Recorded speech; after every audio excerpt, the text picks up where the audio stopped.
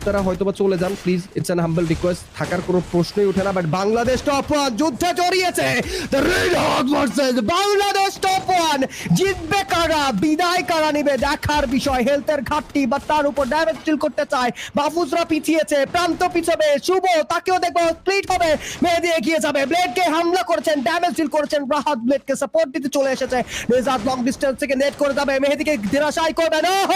মেহেদি এগিয়ে যাবে, ব্লেডকে হামলা করেছেন, ড্যামেজ ডিল করেছেন, রাহাত ব্লেডকে সাপোর্ট দিতে চলে এসেছে, রেজাদ লং ডিস্টেন্স থেকে নেট করে যাবে, মেহেদিকে ধরাশায়ী করবে না,